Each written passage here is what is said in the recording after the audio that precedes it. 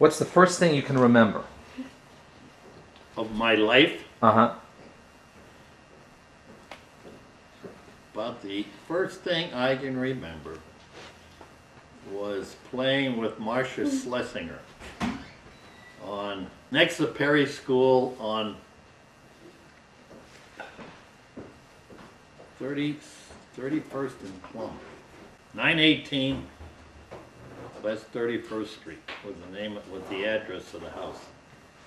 And I was about, I probably was 4 or 5 years of age, but that's the first thing I ever remember. What was it like in kindergarten? Oh, it was typical kindergarten. I went to Perry School in Erie, PA. And I remember that we would have carpets that we would sleep on, take a nap.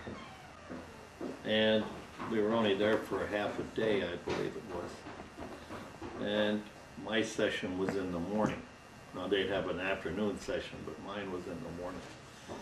And Did you go on school buses or did you walk? no, there was no school buses at all. So how'd you get to school? Walked, but I was the second house from the playground, Perry School playground. Mm-hmm. So I didn't have far to walk at all. Is that how everybody got to school? They walked? Oh yeah. They didn't have buses then. And people that lived a lot I lived a lot further when we moved later on over to, 2647 Maple Street. And then I walked about a mile and a half. How old were you then? Oh, that would be, I think, let's see, you have to understand that when I grew up, the Great Depression was going on. I was born in 1931. The Depression started actually around 1930, not 1929. And my parents had this house on 31st Street, 31st Street. And also, we had owned a house out in the country that my dad had built. But when the Depression came, we lost the house out in the country first, and then we lost the house on 31st Street when I was about 6 years of age. So we moved to Maple Street, which was, and rented. The houses that I grew up in first, we had a mortgage on, but they foreclosed on our mortgage because my dad didn't have any work. And so the foreclosure, the amount was under $900 for the foreclosure, but $900 then was a lot of money. And So what percentage of the house was that? oh, that'd be a good question. I remember like 25 years ago, the house sold for about $60,000. So it probably was, they probably paid $8,000 to $12,000 for the house. Really? It was a good sized house. That much? How much was the house in Penn Square Village? What did you pay for that? I paid $10,500 in Penn Square Village. And the one in Erie back in your childhood was almost the same price. Yeah, what the size of the house? Was it a lot bigger? Much bigger house, yeah. That's interesting. Yeah. But it didn't have any of the amenities. It didn't have insulation.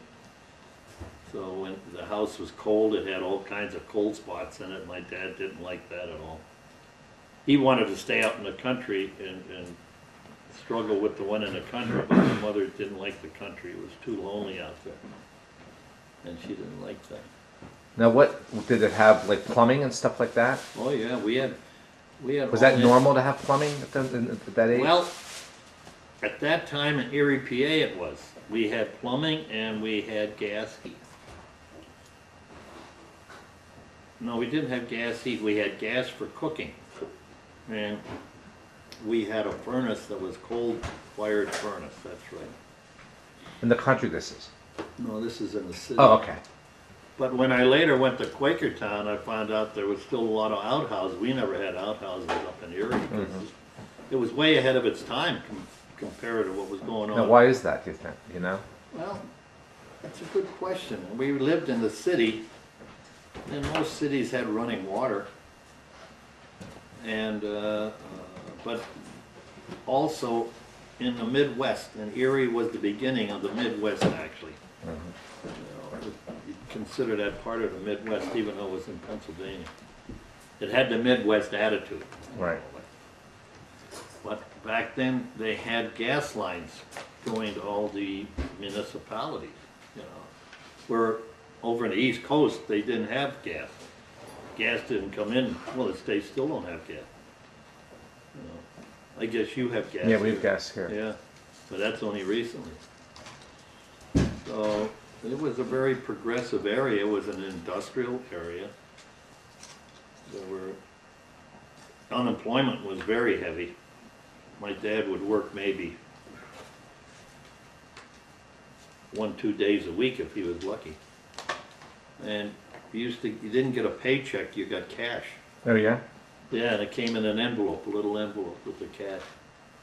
And we'd put it out on the table and then divvy it out, and the amount of money we're talking about is like some weeks my dad would get $8 or $10 a week, and other weeks he'd get maybe $25, $30. Were winters hard? Winters were always hard up there, right? You had a lot of snow and stuff. Yes. During the Depression, my dad ended up working for the WPA, which was a work group that President Roosevelt initiated to get people back to work. And this one particular instance, my dad was with a group that had to go out and rescue a pregnant lady out in the country so that they could get her into the hospital so she could give birth to the baby. And the snow was up to the cross members of the telephone pole. That's how deep the snow was, and drifting. Right. But you're talking drifts were like 18 feet. And it was 1936, and was at that time the coldest winter ever on record, and I don't think that they've ever beaten that yet. But it was cold, and it was terrible. And in those days, you didn't have snowmobiles, didn't have helicopters. You only had very basic ambulances and automobiles and sleighs, horse and sleighs. And they probably brought the lady out on a sleigh or a sled or something. And what year was this? 1936 in Erie. It was very cold, very cold. Wow. And of course the houses, I mean, you didn't have thermal pane windows, so you froze in the house just about. They had to be so, you know, the drafts were all over the place. Draft is where wind blows because of temperature changes, you know, and all that stuff. It was a different kind of lifestyle altogether. But harder. Yeah, it was hard. It was hard, but a lot of people were unemployed.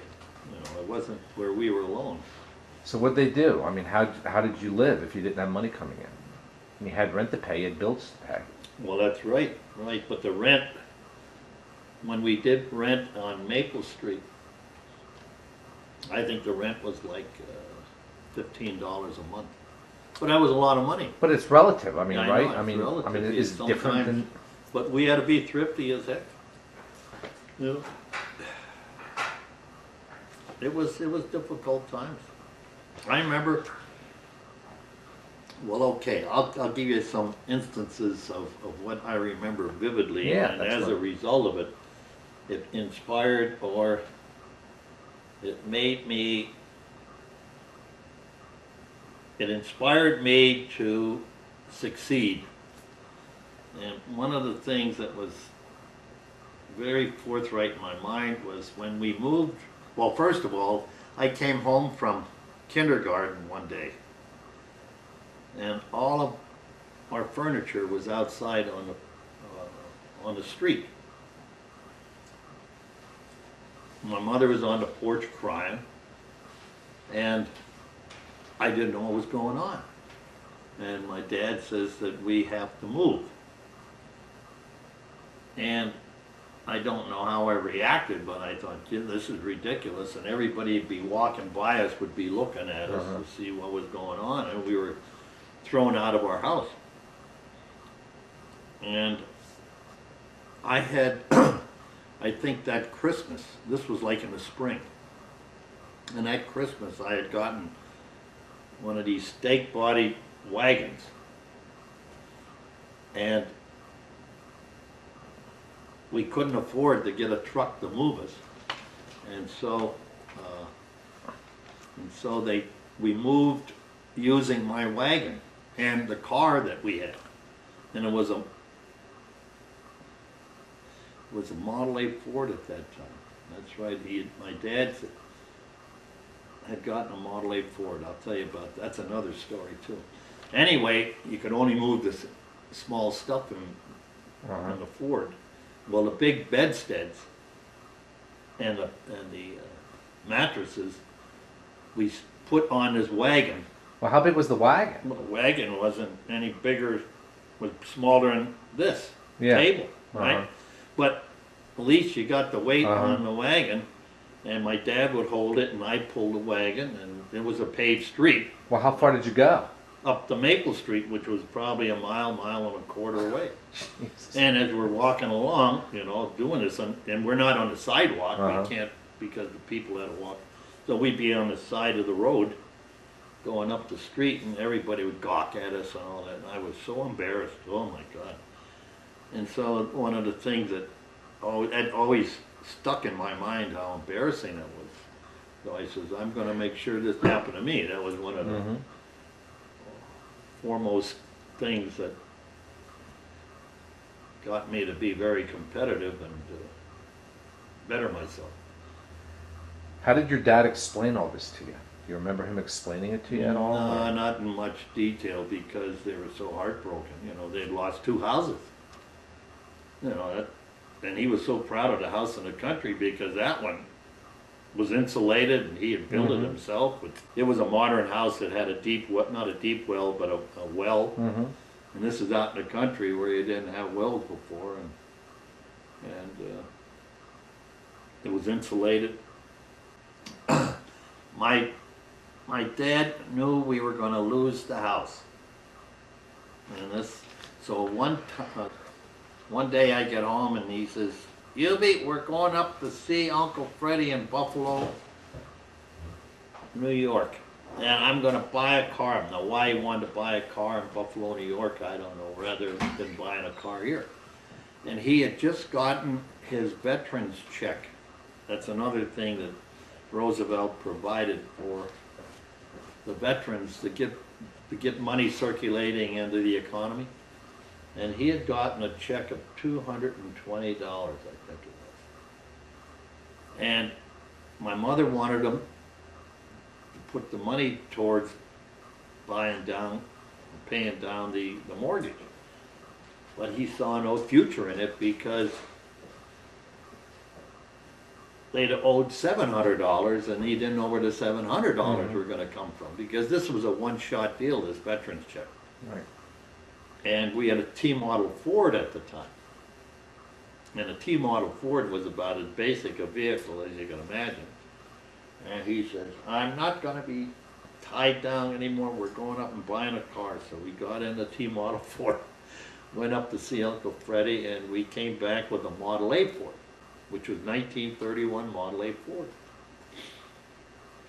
I don't know what the year was of the T-model Ford, but it probably was a 1924, 25. And what year was this when you got to? 1936. 1936 it was. This is when everything happened. You know, my dad had struggled he lost a job in 1930. Then apparently we lost the house about 1932 out in the country. My brother remembers the house in the country, but I don't remember that at all. And then in 1936, he got the bonus check from the VA, and he bought a car, and we lost the house in the city, and we moved to Maple Street. And when you lose the house, it's like gone, right? Like all the money you put in it is. Oh just- yeah. You didn't. It was. There was something else about it too. That today it's a different situation. A lot of people didn't own homes back in those days. I mean, we were unique. And it's because my dad had worked so hard and scrimped and saved and everything else. So what did you do for a living? What did your dad do for a Well, he living? was working for the steel mill, National Erie Steel Mill, and he was also a carpenter, so he did things on the side. And then when the Depression came, everybody was laid off. You know, there was nothing to do. We were walking the streets. I remember we'd get, once a week, we'd get a big can of beans. And we'd eat the beans probably 2-3 times a week. I mean, we lived on Well, how big of a baked can beans. of beans was Oh, this? it's a big goddamn can. You know, you know. Like a restaurant thing. Yeah. And we live on that, and it was really tough. It was tough. Then, let's see, what else can we discuss? What It did you gets do for depressing, fun? huh? What did you do for? I mean, you must have had fun at some point. Kids have fun. What the Right. heck, you know? So what did like talk about your friends and who was your friend? Well, and- back then, I don't remember too much of my friends. There was one friend behind us on 31st Street, and I don't remember his name. Ackerman. His name was Ackerman. Yeah. And what did you used to do? What kind of stuff did you used to Oh, do? right. We lived right next to the schoolyard, Mhm. and it was a big school. It was a big, the elementary school there. The schools in Erie back then were very large schools Mhm. at every level. You know, the elementary schools were big. They'd go from the elementary Perry School went from 30th Street to 31st Street, a whole block, and then and that was the school, and a third of the area was covered up by the school, and the other 2/3 was a field with Right. playing baseball or what have you, and we'd play out in that field all the time, right next door to us. I have fond memories of going to the beach out on Lake Erie. Did you do that much, or did you? I mean, was that Well, a place? this is the coming of when we moved to Maple Street. Now we had this car, and the car was dependable. The T model Ford was a very undependable car. I mean, it was always breaking down. Didn't have a transmission.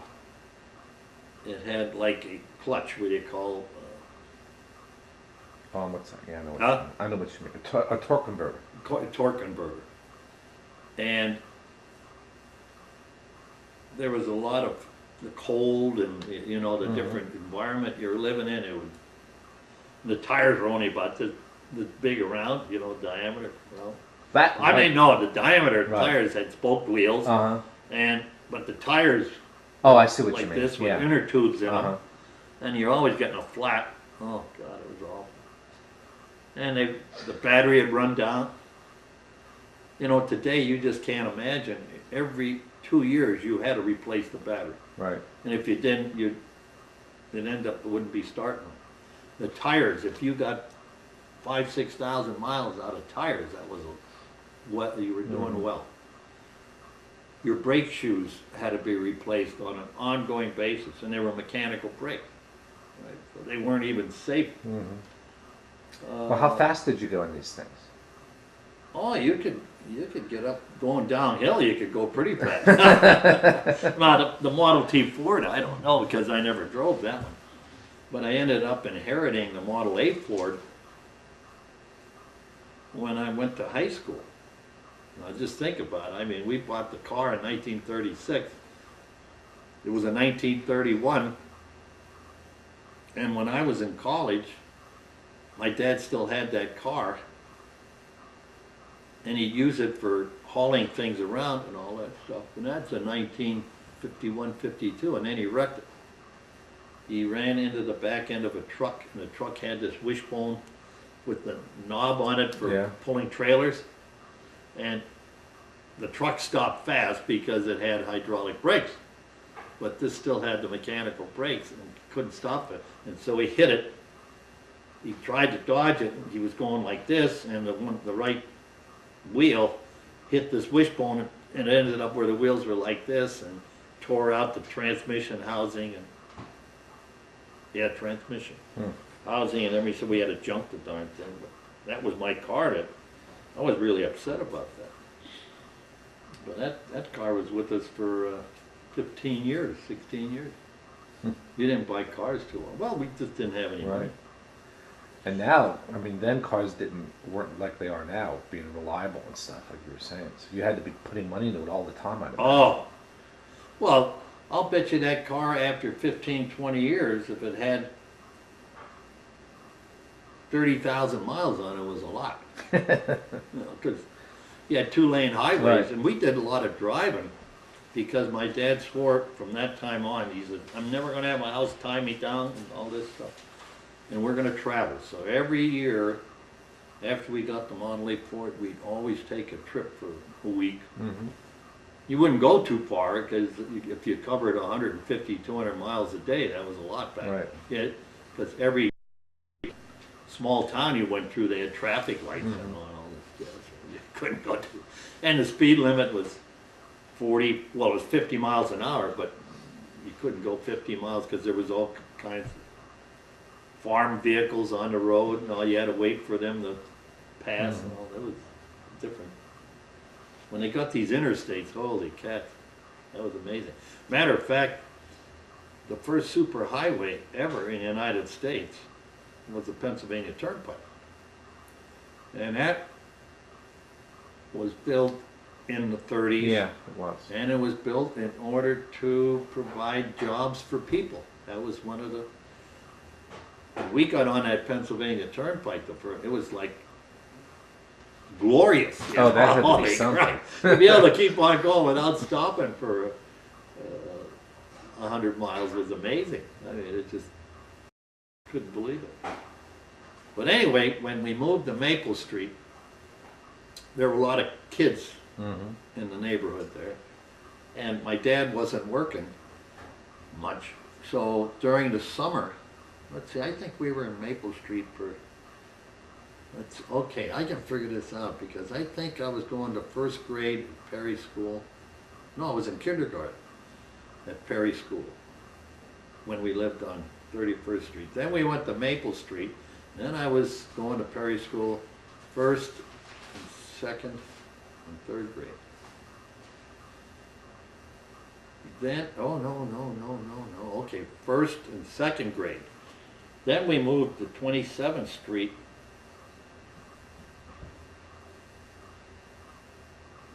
to stay with my grandmother and grandfather because apparently things were getting too tight and we didn't have any money to pay the rent at Maple Street anymore, even though it was 15. And my grandmother thought it would be a good idea because my dad was a handyman type person. He could do things around the house and wouldn't have to pay much rent. Well, that lasted 1 year because my brother and I used to tease the hell out of her, spy on her and all this stuff. Who's this? This is my brother and I would Used to spy on my grandmother. Oh. And so she'd be walking around and we'd be sneaking around and we made her a nervous wreck and she couldn't stand us. So anyway, so we decided we'd better get the heck out of there, and it wasn't very pleasant. My dad couldn't get along with my grandmother at all. She was a real pain in the neck. So was this Charlotte's mom? Yep, this was Charlotte's mom. What was her name? Henning, what the heck was her? We called her Grandma Henning. And Grandpa Henning. This was when she came over from the old country. She put an ad in the paper that she would marry someone and then she would take care of him in the house. Right? You didn't marry for love, you married out of necessity. And Grandpa Henning, who was a nice guy, but he liked to drink a little bit too much. Grandma Henning get all upset because my dad would sit down and start talking to him, and they'd have a couple drinks, you know. And Grandpa Henning, who was much older than she was, and he was a little guy and she was a big woman. Right? You know, Do you have any pictures or anything? no, I don't know. Probably we do someplace. My brother, I'm sure, has pictures. That would be interesting. But she was a typical German, matronly woman, big and husky, and had an attitude, you know, very. It went her way, and that was it. I mean, there was no deviation. You know. Anyway, so that didn't last too long. But while we were on Maple Street, my dad would actually take all the kids out to the peninsula during the summer for swimming. Now, is it a popular place like it is now with the road going out there and everything? Oh yeah, there were roads going out, but I mean, there were 2-lane roads. I mean, it wasn't. Right. But there wasn't that many cars on the road anyway. There weren't many. And he'd actually take as many he could in one load, come back, get like 3 loads. He'd bring take 3 loads of kids out there, you know. And it was a beautiful beach area. Oh, it's gorgeous. Stuff. It was gorgeous. It still is. But that's what he did for about, I guess we were only on Maple Street for about a year.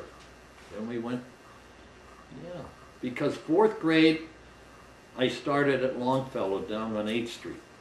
So it had to be 1st, 2nd, and 3rd, and I lived in 3 houses in those, well, I lived 3 houses in that period of time while going to school. So I didn't spend much time in Perry School, I guess. But my dad would do that, and he was a very, well, at that time you were totally under pressure to survive. You know, you didn't have any health insurance, so you couldn't get sick. If you got sick, well then you had to manage to get well on your own. Unless it was real serious, and then I don't know, you maybe see a doctor or die, I guess. No, you didn't have many options. So what did you and your dad talk about? Back then? In general, as any time when you were a kid. Well, when he was young, he was a very good baseball player. And I think he was a good athlete too. Matter of fact, he and his 3 brothers, 4 of them, actually played baseball in the minor leagues, all the way up to the Buffalo Bisons, which is like AA. No, it's AAA, I guess. And my dad didn't get the AAA. He got to the Southern League. And he played for Earl Mack, Connie Mack's son. You know Connie Mack from Philadelphia Athletic? The stadium guy, you mean? Connie Mack Stadium? Yeah, yeah. Well, anyway, he was a renowned baseball manager, and I think he even owned the Athletic. Anyway, Earl Mack was his son, and they were and he played in Charlotte, I guess. He played in someplace, North Carolina or something. And he got hit on the elbow, and it deadened all his nerves all the way down. Your dad? Yeah, and he was left-handed, and it was in his left arm, so he couldn't play baseball anymore. But the other 3 guys, but actually, in those days, businesses, companies, would hire you for your athletic ability. And that's how you would get a job, but then you worked for them full-time, but then you played in the sport. And it was like, what would be equivalent to? You know these leagues in football, arena football? It's like semi-pro. Okay. It's like a semi-pro team. So my dad got working for National Erie, which was a steel foundry, because he was able to play baseball. That's how he got a job initially. Then he couldn't play baseball, but they kept him there because he was a hard worker, I guess. He was a hard worker. You had to be a hard worker or else you were fired, you know. Didn't have unions and all. Matter of fact, my father was involved with the early organization of unions. And he supported the union because the owners of companies just took the employees, and they had no benefits, and they could fire you at will, and they could lay you off. They had total control over your life, And the unions organized. They just got fed up with the whole thing, and so they organized. And my dad was involved in some of the early rioting that was going on, and he got involved where the police were on the side of the owners, and boy, they'd go after them and they'd club them and everything else. They were merciless. So why didn't he get fired when all this was going on? I don't know. That's a good question. I don't know why. Well, Art Klingeman told me that we were on the verge of going communist back then because there was so much dissatisfaction in the country because of the Depression. Right.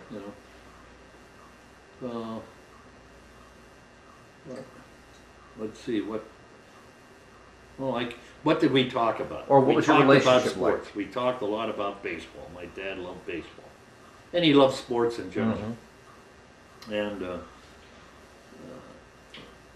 we would go to the local baseball games. Erie had the Erie Sailors, which was like a Class C league, and we'd go to games there. And when I was young, but my dad would go down to Cleveland and Pittsburgh whenever he could wrangle up a few bucks and get on a train and go up there to see the major leagues play. Did he bring you with him when he did that? No, because I was too young at the time. Then when he started working in 1937, he was called back to work at the foundry. And this is how early, I don't know if you know anything about World War II, but World War II, as far as the United States, didn't start until 1941, December 7th, 1941. But Roosevelt was very supportive of the British, of England. And Germany was going through Europe, from Poland to Austria, and I guess they didn't get to France until like 1939, but they were taken over. And the Slavic countries, they were taking them over in the mid-30s. And the English knew that they were going to be going after them. And so in 1937, they started making parts for military equipment.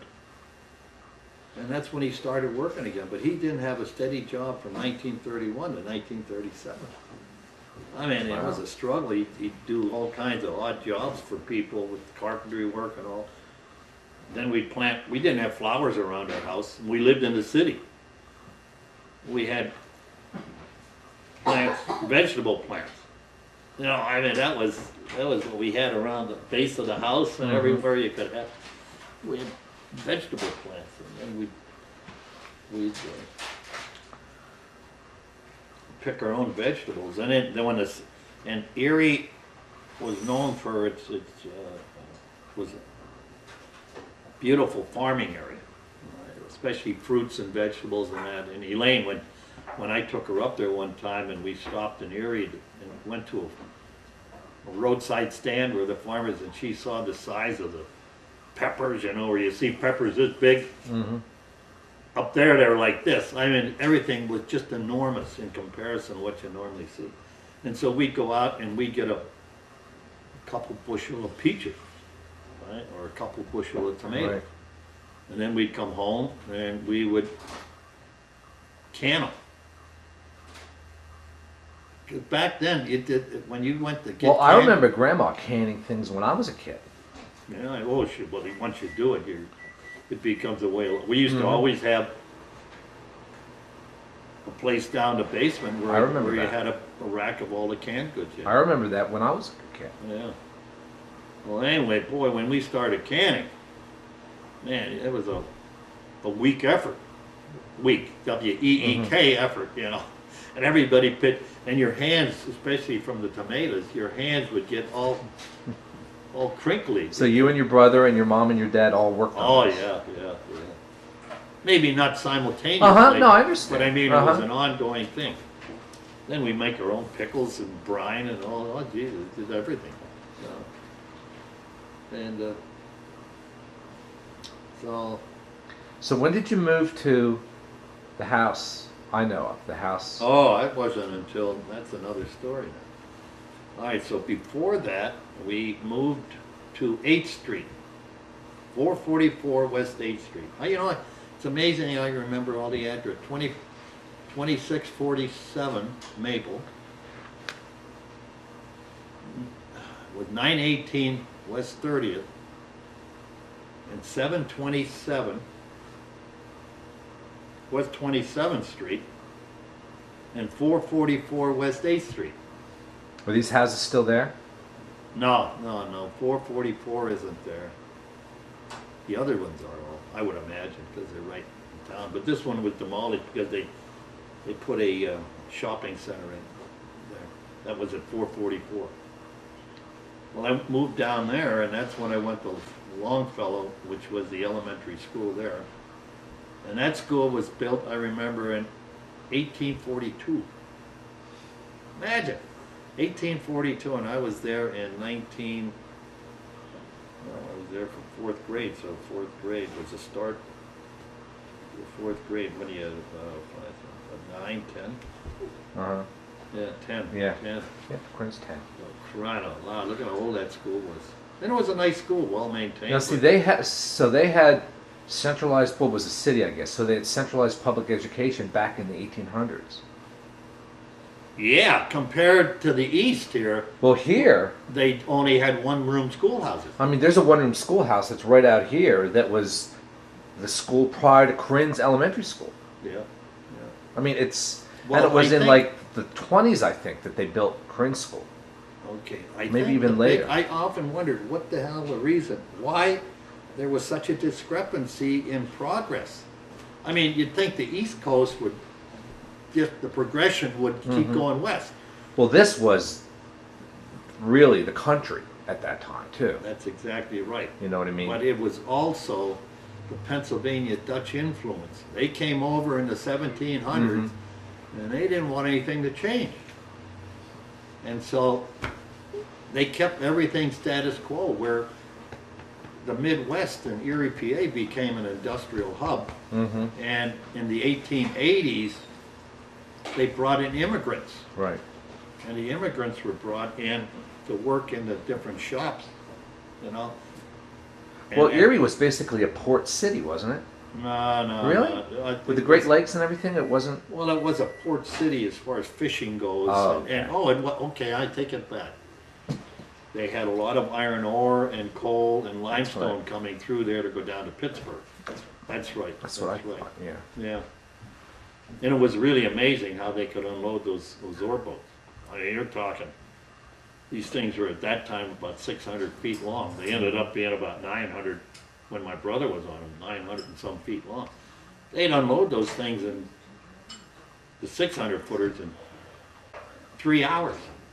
My brother would come into Erie when he was on these ore boats. He'd come into Erie, and a lot of times he couldn't even come up to visit us. And it was like a half-hour drive because he was afraid he'd miss his ship. Then if he missed the ship, he had to pay his own way to go up to Buffalo to catch it again, or wherever it was going. Right.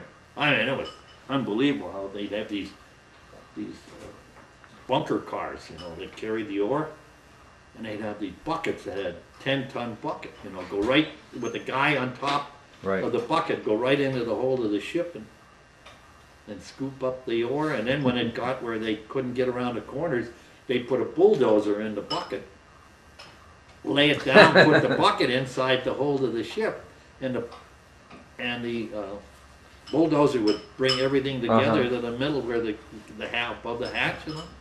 I mean, it was, the enormity of this thing was unbelievable. I mean, and this went on day after day after day. Getting off the subject. That's interesting.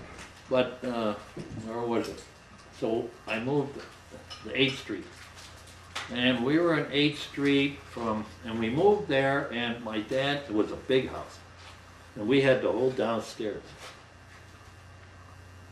Well, it was a big house, and I'm just thinking it was probably the same size as this downstairs here, but to us it was a big house. Mhm. You know. The rooms were never as big as this, you know, they were much smaller. Each room was individual. The kitchen, oh crap, the kitchen was 1/4 the size of yours, maybe less. But you didn't have a dishwasher, Mhm. you didn't have a refrigerator and an ice box. You had a sink. The cabinets were never built-in cabinets. Did you have electricity? Oh yeah, we had electricity, yeah. So we moved down to 8th Street, and my dad, the woman that owned the house, Mrs. Aldridge was her name. She was a little lady, and she had lost almost all her hair, so she had a red wig. But my dad would take care of everything in the house, and there were two or three apartments. She lived in one apartment, and then we rented out 2 apartments upstairs, and we had the old downstairs. And it was a good arrangement. We moved there. Let's see, so it'd be 1937, and my dad started to work on a regular basis. 1937. The steel mill again? Military parts, and it was a lend-lease arrangement with England that President Roosevelt set up to supply them with military goods to fight the Germans, because that was coming. And then in 1939, the Germans did attack France and also England. But they were building up at that time, so my dad was working a steady job. So they invaded France in 39. Yeah, I Germans. think so. Maybe even 38, but they invaded. Wow.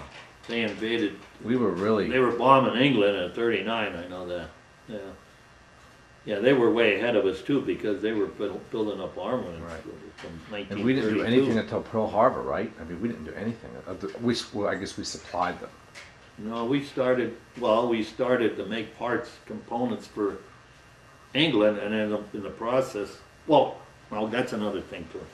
Anyway, so then I went through the 6th grade at Longfellow. Then I went to Gridley Junior High School, and that was about 2 miles away. You had to walk. Oh yeah, you walk. They didn't have. You couldn't afford to have buses, you know. Did you ride a bicycle, or did you have a bicycle? Yeah, I had a bicycle, but you didn't ride the bicycle because somebody would steal it. So we walked Did you hear that, Corinne? He walked 2 miles to school. in the city. This is in the city, crossing the street, but there again, the traffic wasn't Right. that bad and all that stuff. You didn't have the strange things that go Right. on now. I mean, Right. there was discipline. There was, people were more common. I mean, you didn't have the variety of people. Matter of fact, that's another thing. When I grew up, 2 of my best friends were black. Louis Page and Willie Williams. Louis Page and Willie Williams. And Leroy Perry was a juvenile delinquent that didn't go to prison, but went to the juvenile Right. equivalent of it. And he grew up with he was my protector. And he was much bigger than I, because he was like 2-3 Right. years behind, Mm-hmm. in school. And if I got into any kind, where somebody teased me or something like this, you better be careful, Aaron. I had it made, But it finally got to the point where I had, like I'd be bringing Louis Page and Willie Williams to the house. And my mother didn't mind it, but then the neighbors started Right. to complain, so she says that I can't do that anymore. So that's how I had to stop. Do you know anything about that? Have you ever seen them in your adult life? I saw Willie Williams at the reunion before the last one, but I didn't see him at the last one. Louis Page never graduated. Very few. There were a lot of people that went dropouts. They just had to go to work to support the family. So you'd be out of high school, geez, you could lose 30% before high school. As soon as you turned 16, they could drop out of school, but they had to go to school up to 16. And so, and then from junior high, I went to high school, and that was Strong Vincent from 9th, 10th, and 11th grade. And for some reason, I was taking an academic course. I don't even know why I took academic courses. I think it's because I like mathematics, and I did very well in math. And that was part of the academic course, you know, getting a higher math, you know, trig and geometry, all that stuff. Which was lucky. I did it. I took Latin, but I just barely made it through Latin. I had a hard time with language. What were your grades like in school? I'd say they were, I did see my report cards, and they were B's primarily. My brother, he barely made it through school. I mean, he was D's and C's all the time. My mother gets so upset with him. Yeah.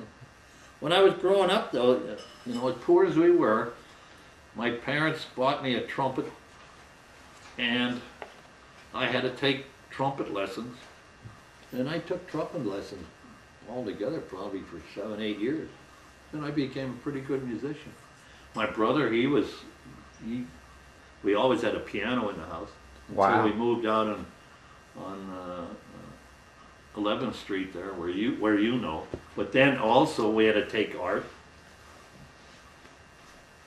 and took art lessons. Corinne, I want you to know that I was involved with art, you know, where I drew pictures, and I mean, I have them hanging down at the house now, because Elaine's girlfriend saw them and said, "Geez, they're really great. We're going to frame them." They framed them. We'll have to show them to you next time we go down there. Yeah, Like Pop drew. And I was involved with music, and then I had to learn how to dance. I went to dancing school. Did you hear that? He went to dancing school. And this was all, and my father went through 3rd grade, and then he had to quit the work. My mother went through It's not funny. the church school, which I think is like 6th grade or 7th grade. And then that was the end of their education, and they went on and did things. But so they didn't have much education, but they were ambitious. I never was without food. I can never remember being hungry. Huh, that's You interesting. know, and I think it's because my parents were clever in what they did. Well, look what they did. They did all the canning stuff, and I mean... Yeah. Oh yeah, the canning. But then what they do too is you'd get a ham, like on Saturday. And then we'd have ham dinner for Sunday. Then we'd have leftover ham Monday, Tuesday. Wednesday she might make potato soup with the ham hock, and by the time you're done, that ham lasted almost a week. You know, I mean, you can. It's amazing what you can do if you use a little ingenuity in that stuff. Yeah. Well, you think about the food we throw out now. Oh God! Just think about the food you throw out. I know. Well, the other thing too, Corinne, we used to take a bath once a week. Once a week, right? Because you couldn't afford to heat the water more than that. My mother would do a wash once a week. Every Monday was wash day. And all this, and then you had the... And the washers were the manual washers, right? With the wringer and stuff. Yeah. With the wringer was manual wringer, but there was a washing machine where it washed, but you had to change the water manually. Oh, yeah? Oh, yeah. So how'd you heat the water? We had hot water heaters, but I mean, you only So you had turned central hot water? Huh? You had central hot water? Yeah, we'd have central hot water when you turned the heater. It wasn't an automatic. You'd turn it on, then you'd turn it off. Okay, I see didn't what you use it, you know. It isn't where you had a thermostat and all these other automatic things. So it was a very, very different type of lifestyle. And then when my dad started around 1940, he started to work as much time as he could. I mean, everybody was working full blast in 1940 just for getting ready for the war. The war was already predetermined. And to this day, we don't know I don't know, and I don't think anybody, well, somebody does know.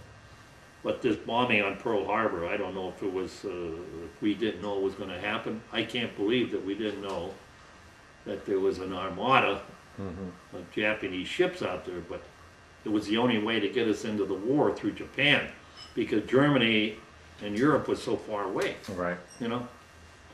So I don't know what the heck happened there, but we got in a war with both of them, and my dad was working like, sometimes he'd work 36 hours straight.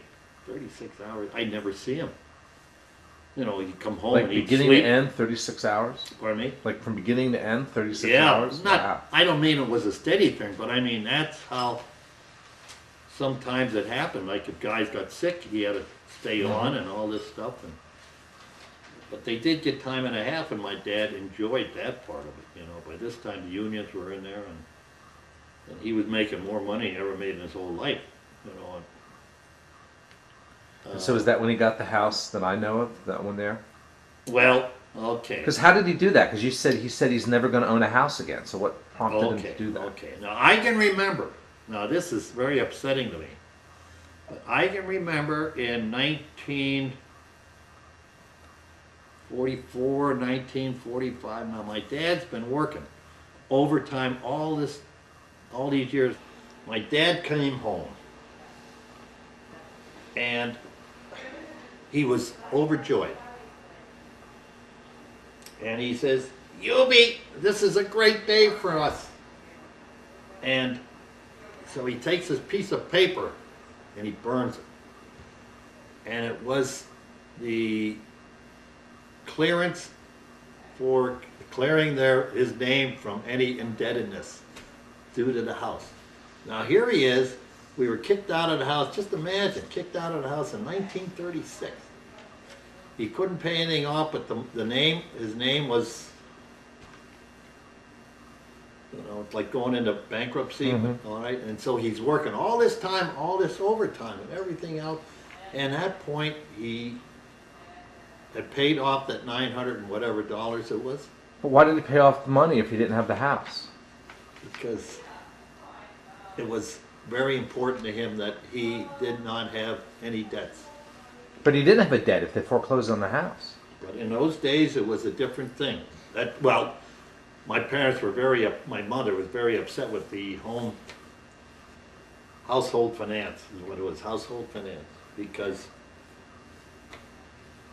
if he'd have had somebody legal to talk to him, he'd have found out he wouldn't have had to do it. But he didn't know. He's third grade graduate, you know. Right. So now it's 1945, and the lady that owned the house that we're living in died. And the son took over the house, naturally, and he wanted to sell it. And so he was going to sell it, and we had to get out. And in 1945 is when the war was over, World War II was over, right?